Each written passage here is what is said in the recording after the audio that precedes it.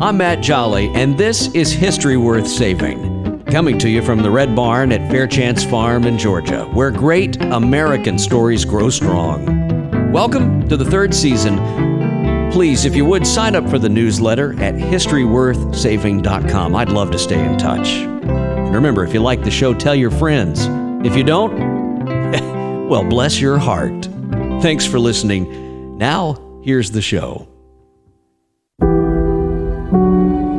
On this episode of History Worth Saving, we're visiting with an old friend, April DeTienne, who you heard from last season. She is a survivor of human trafficking. April, welcome back. Thanks for being here. Thank you. Thank you so much. I want to get right into this because when we last left it, your show sent a shockwave through our listenership about human trafficking and all of the horribleness, but also the upside that you can survive this with a few key points. And you brought those to the table, and I cannot thank you enough. I want to get back to your story and to your friend who joins us now, Robin Flemming, who's there with you. Would you tell us the rest of the story, so to speak, the second half of your story, because it is so important and impactful? You know, at the end of the relationship, at a point where I was really looking for a way out, I had been moved to another city, was still under an immense amount of control, but had been moved to a city a couple of states away. And there had been a woman, a younger woman, favors me quite a lot, actually. So he definitely had a type. Had been moved in to replace me, essentially. And by the person you're talking about, the trafficker who actually trafficked you, for those just joining in, you actually married this guy at some point. That's how sick and twisted his lie was, his control over you. And he's the one, this trafficker who married you, moves you to this other city, and now you're talking about this other woman. I just wanted to make that point clear because I still can't believe it. Yeah, that's absolutely right. So I had been moved to another city, and a woman that was a few years younger than I had been sought after, groomed, potentially to replace me. She was just as unaware of what was about to happen to her as I had been at what was happening to me. Beautiful young woman. She cared very much for a daughter that I was not allowed to have. Thankfully, Robin was there to raise my little girl. But the pain that she suffered was so much more immense even than my own, because while I was being trafficked, I had set the bar so high on the amount of money and notoriety that he was getting that once he had Robin groomed for my position, essentially, she had a really high bar to reach. And when you did not reach that bar, you suffered immense consequences for it. And the worst part of it was we had been pitted against each other to hate each other for years. And I know why. I know why now. You know, you fast forward 21 years, because he knew that we were so strong that had we ever been able to come together like we are now, he would not have been able to control us the way he did. And so he made sure that he separated us. And as he knew that I was getting to a point where I was going to leave, regardless of whether it killed me or not, he had a replacement there for him already, and that was Robin. And about 5 years ago, I was sitting in my home with Sean. He was getting ready to leave for an air show. Sean is my fiance you heard about last time. And I was in college. You know, I'm 44 at the time. I'm in college, and this woman sends me a message on Facebook Messenger and says, "Hey, we need to talk." And there were a couple of cuss words that I said, and I won't say them on here just because I know this is a family show, but there was a lot of, what the bleep does this bleep want? And she says, I'm about to do my first TV interview on what happened to us. And I'm like, yeah, we were beaten and, you know, our money was taken from us. And, but I didn't know what it was yet. And she said, I said, okay. And she said, April, what happened to us has a name, and it's called human trafficking. And oddly enough, I was in a humanities course at the time, and we were studying human trafficking. And I had spent so much time escaping the reality of what had happened to me with drugs that I never really processed what he actually did. And when I realized that it was human trafficking, it was a shock. And I watched her TV interview, and I just cried, Matt, and cried because I was on the cusp of, I've only been clean for a year or so. I've got this amazing new boyfriend at the time. I'm trying to go to school. I'm trying to, keep it all together and stay clean. And now this, and it's real and it's tangible. And now what am I going to do? And had it not been for Robin over the last 5 years, I don't know that I would have been able to handle what it actually is that happened to us had I not had the strength of her helping pull me through it. And I think it was the same for her that, Sean asked me one day, he said, how did this sisterhood for you and Robin become so powerful and so close? And I said, it's because we survived the same exact thing from the same exact guy. And now we're able to survive it together. Well, Robin, I want to get you in here because your story is a little different than April's. And yes. it really opens a lot of eyes up, I think, when they hear it, how you came to this life. Because, April came through it through addiction and a variety of other pains, but you came through it through a much different type of suffering. Can you talk a little bit about that just to help us understand where you were at that time when you met this man? Right. So I am a few years younger than April, and I was a product of rape. My mom was 14, my dad was 24. He kind of was the same kind of demeanor as our trafficker. He had moved her across the United States. He had changed his name, had changed her last name, faked a marriage, the whole nine. So then being a child of somebody so young, there was never really that mature connection of love there. So I spent most of my life looking for that kind of relationship. And, my mom remarried and had 3 kids, and I was still constantly kind of the kid on the back burner, the constant reminder of something so negative in her life. I don't always think it was intentional that she made me feel that way, but I did. And I got pregnant at 17 as well, and still just didn't have that love and that connection that I had always, we all want.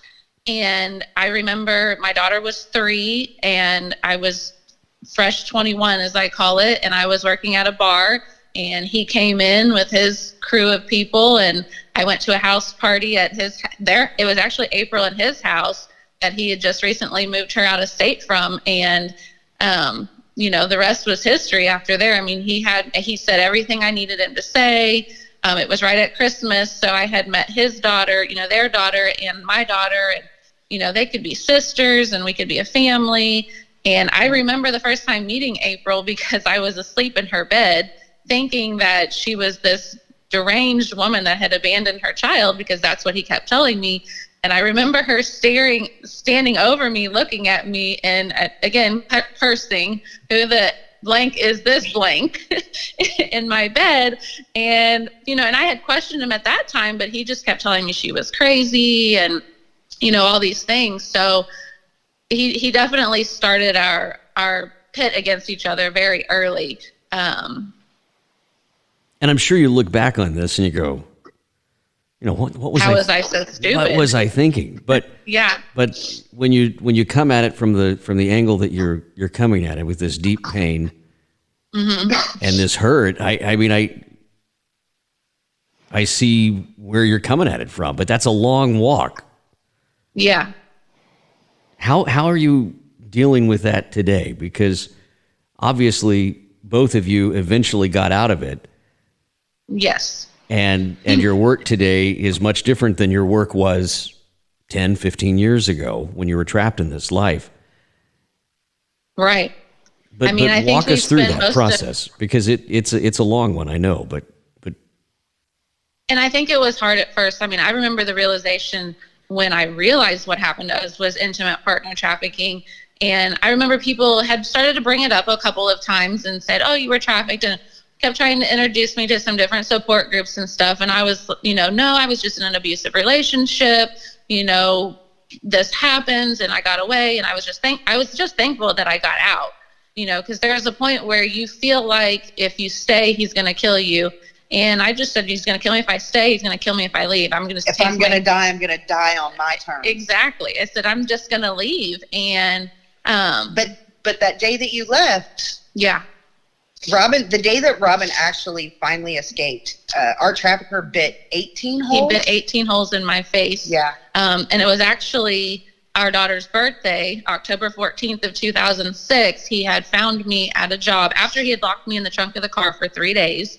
And I had figured out how to get out, spent the morning in the emergency room, getting some cortisone shots in my back and some different things. And he came to my job and brought the little girl. It was her birthday. And, he tried to use her against me and bit 18 holes in my face. And I still continued to walk around this amusement park. I was still on Spirit Days at an amusement park. And I still walked around with blood just pouring down my face. And he used to pinch my back. To get me to act correct, as he would say. And I will never forget that day. And his son was there, and he wanted to ride this ride. And my boss was like, no, we don't have anybody to operate it. But when he saw my face and realized I hadn't just tripped and fell, he all of a sudden found some people to run that ride and called the police and had him arrested. And the thing is, Matt, a lot of people that will listen to this and are like, you were just walking around with blood on your face and like it was normal. And that was a normal day for us to walk around with a black eye or, a collapsed lung or broken ribs or blood just gushing from our face. That was a normal day for us. So it was not uncommon for us to walk around like that. We had accommodated ourselves. I mean, I'd been stabbed in the side a couple weeks before that when he had kidnapped me another time. He had stabbed me in my side, and I never got to get it treated. So, yeah, it was normal to be in pain. Yeah. And here we are. I'll be free 15 years in October, and I'm still seeing chiropractic and different medical avenues to heal myself from the physical damage that he did to us. A lot of people just wonder then, and I know April and I've talked about this, but a lot of people hear this and they go, why didn't you just leave? I mean, why didn't you just leave? And you had your child, and obviously, you're thinking, well, why didn't they just take the child? And why didn't they leave? And the answer is always different. And I don't think there is an answer for this, but Robin, why didn't you leave? It's all, for one, that to me, that is the most aggravating question people ask. They get you so drawn down this hole path of destruction that you don't realize what you're doing is wrong, and you don't know how to leave. They get you to the point where you don't know how to survive without them. They take everything from you. I had no ID. I had no way to even prove who I was. And the threats were so real. Like, I truly believed that if I left, he would kill me.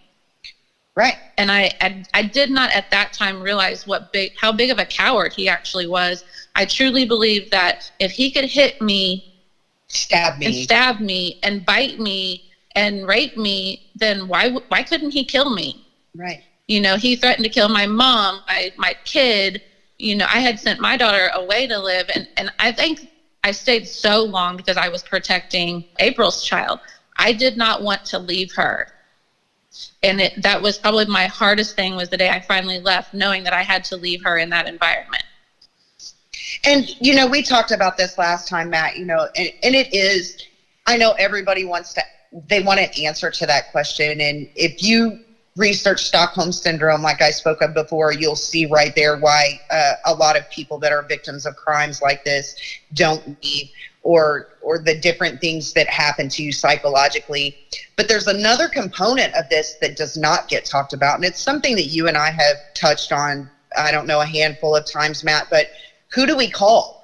Like, we can't call the cops. The cops have been our customers. Judges are our customers. You know, lawmakers are our customers. So if we dial 911, that doesn't mean that the cop that shows up at our door was not a customer that paid him 2 nights before for us to be, you know, there for them. And what is he going to do? He's going to take the little $100 that, you know, our trafficker gives him, and he's going to turn around and there'll never even be a report filed. And let me tell you, the repercussions for a call like that, well, you've already heard what got done to us when we didn't make the right amount of money. So can you imagine what would happen when we didn't get him arrested because the person that we called to protect us was one of his customers? Can you imagine what the next 24 hours would be like for us? And I think one thing that stands out every time I hear you talk about this is I had an experience several months back where I was at a car wash, and there were 2 ladies washing this guy's car. And they were not dressed in a manner that you would think of being at a car wash on a Friday afternoon. And the guy sat in the back seat the whole time with his headphones on. And they're out there washing this guy's car. And I thought, man, that just doesn't look right. You know, and their demeanor didn't look like something was not right. And I remember watching this police car drive behind me and slow down. And the guy got out of the back seat and he kind of defiantly looked at this officer, and I thought, wow, I wonder what's going to happen here. He's got to be able to see this. And I remember I called you and I told you what happened. And you said to me something that I've never forgotten. April, share it with everybody because it was so impactful. Well, I kind of laughed because I could tell you did. You did laugh. You did exactly like that. Yep.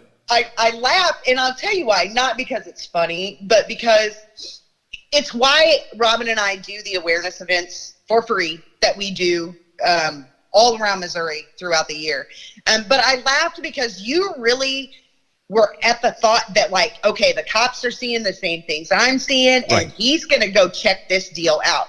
And for me, I was like, no, this man that got out of the backseat of that car was literally looking to see if the cop that was in that car was one of his customers.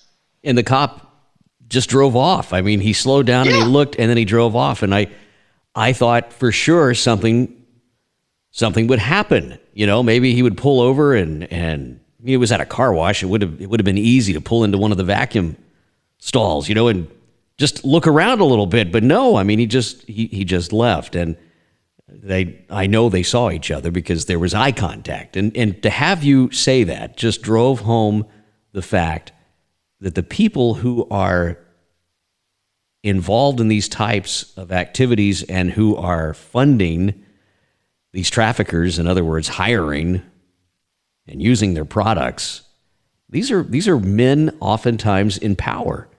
And Absolutely. They're police officers, they're judges, they're pastors. Let's talk just a little bit about that, because where you're at in Missouri, trafficking is alive and well. A lot, yes, very much so. I think we're ranked 13. Yeah, 13 in the United States. Yeah, for trafficking. Yeah. And the number one city? prevalent. Do you know the number one city? I think it used to be. I believe it's St. Louis. Okay. Wow. I mean, we sit right on I-70, which is the longest interstate in the United States. So you think about that, and then there's a major football team, major hockey team, all those events. Super Bowl is the largest trafficking event of the year. For revenue for traffickers, the Super Bowl Sunday is the number one grossing black market revenue for trafficking. True story. And you lived it. And we've lived it. Yeah. And we've lived it. We survived it. Yes, we survived it. We survived numerous of those events. I mean, any of those big sporting events are major revenue for trafficking. You got a lot of money at those events. Money and power, and that's what it's about. And I say this often, and I've said it to you.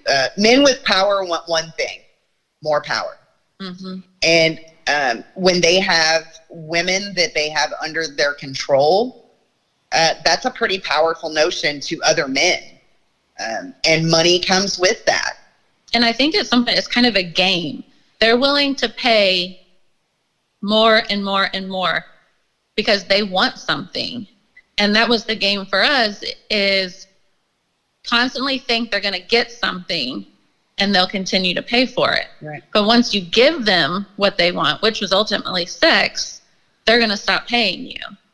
And so that was the ultimate game that we were taught, was to continue to tease them and they'll continue to pay. Right. And men in power love to be teased and love to pay.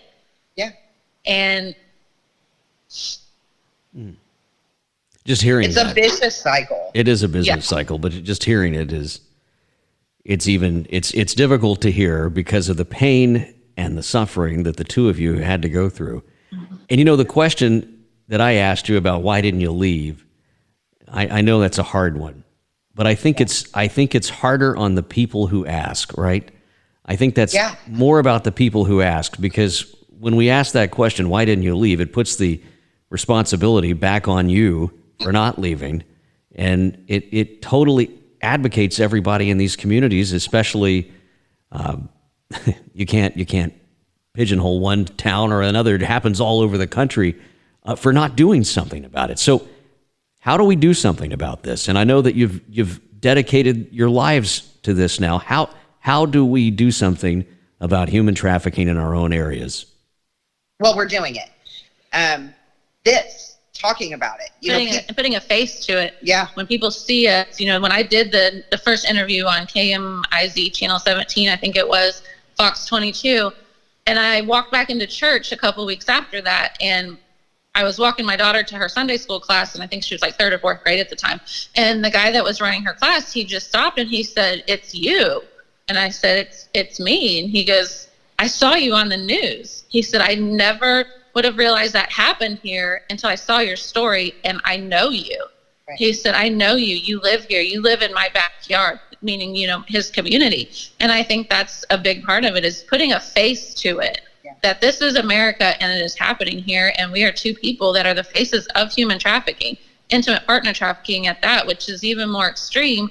But I think that puts a big thing on it, because people think trafficking, third world country, snatching little kids off the streets. Yeah, snatching little kids. Apparently only Mexicans coming across the border and things like that. They don't think that some girl from Columbia, Missouri or Fulton, Missouri is going to be trafficked and all over the country. We were taken all over the country. Yeah. And from strip club to strip club to strip club to strip club. Actually, what happened to us, if we ever decided that we wanted to pursue criminal charges, they're actually standing federal charges still that we could pursue. Because there is no statute of limitation on human trafficking charges, and it is a felony. Right. And I guess we should get into this, because I can hear everybody going, well, what happened to the guy? You're both married to this monster, if you will. And that's actually what Robin calls him, still to this day. Yeah, I call him the monster. And I think it's an interesting stance. And if he hears this, he will. He will. The reason I bring this up is you have completely taken, just tell everybody. So Robin and I made a conscious decision in the beginning when we started doing events together that this would no longer be about him, but it would be about us. It would be about us taking back the control in our lives. We've never named him publicly, and we will not. There are only a couple of circumstances where we would, and that would be of necessity only. We have a child to protect that we both raised, so we feel as though she is ours.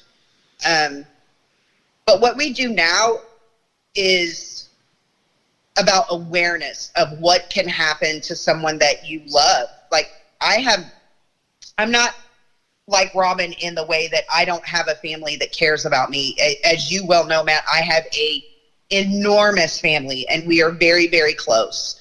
But I had early childhood trauma that kind of set the tone the same way it did for Robin. And so what we do is about us bringing awareness about what happened to us, taking away control from the person that did it to us, and bringing about, like Robin stated, a face and a name to something that people have truly only seen and heard about recently, and really only know what they hear about like on the media and seen in kind of movies and different things like that. And so for us, it's no longer about him. It's about us. And he'll hear this. He hears it all. He sees everything we do. And I think knowing where he's at now and knowing what he's doing, we know he's still kind of up to the same charade, just in a different direction. But I think that him knowing that we know and that we're in control of the situation now, I can't say that he has enough heart for it to bother him, but he knows. He knows. He knows. And is it fair to say what he's doing today? We're under the understanding that he is the pastor of a church. And there's no part of you that screams out for justice in this.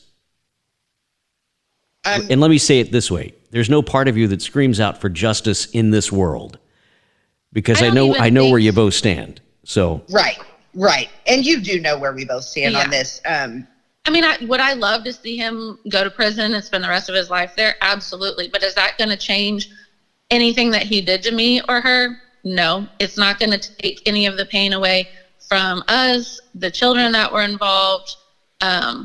I think that what we're doing now and letting him sit there somber and listen to us, tell our story and let people know. And people, I'm sure people go up to him and go, oh, I heard this, or, oh, I heard that. And he can say whatever he wants. We have nothing to hide. We would love to say, oh my gosh, we made all this up, but we didn't. Right. And so, yeah, justice, sure, maybe one day. But I think that us not pointing him out does him more justice for us. Yeah. Than sending him to prison. And his crimes at this point, which you and I have talked about, Matt, I've been away from him a lot longer than Robin has. Thankfully,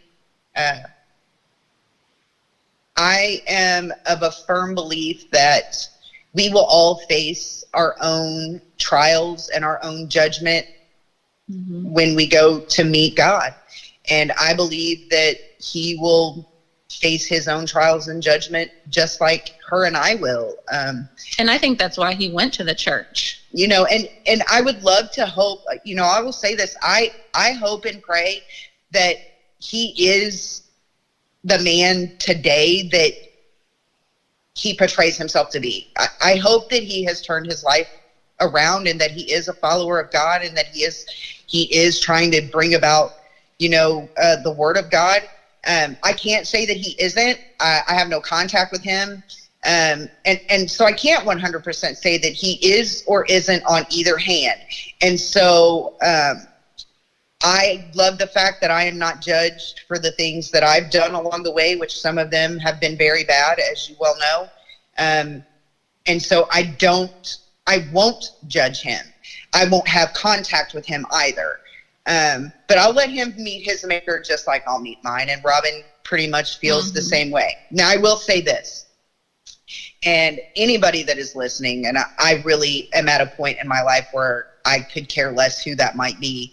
If I ever find out that he is potentially trafficking women again, then there will be consequences. April DeTienne and Robin Flemming, thank you for sharing your story here. Give me the final thought here, because the line that you use, I want everybody to remember. If you see something, what do you say? Are you safe? Are you safe? My thanks again to April DeTienne and to Robin Flemming for coming on. Listen, if you see something and it's not right and you don't even want to ask, are you safe? Remember this number. It's the National Human Trafficking Hotline. In fact, put it in your phone when you're finished listening to this episode. 888-373-7888. Again, it's 888-373-7888. Just put that in your phone and save it. It's the National Human Trafficking Hotline. If you call it, I'm told that a lot of times when a new case comes up or a tip, they will observe the person. If you can write a license number down, anything that you can help to identify the vehicle or the situation or the location, they'll make sure they have a case, and you could very well save somebody's life just by calling that number. Again, 888-373-7888. Robin told me ahead of the show there's an app that you can even put on your phone called Trafficking. Traffickcam. This app is helping law enforcement agencies find out where these victims are being held. Something as simple as taking a few pictures on your next family vacation of your hotel room could help save a life. The app is called Trafficking. If you do those two things, those two small things, you could save a life, and you could certainly help somebody else become a survivor of human trafficking and not a statistic. For April DeTienne and Robin Flemming, I'm Matt Jolly, and this has been History Worth Saving.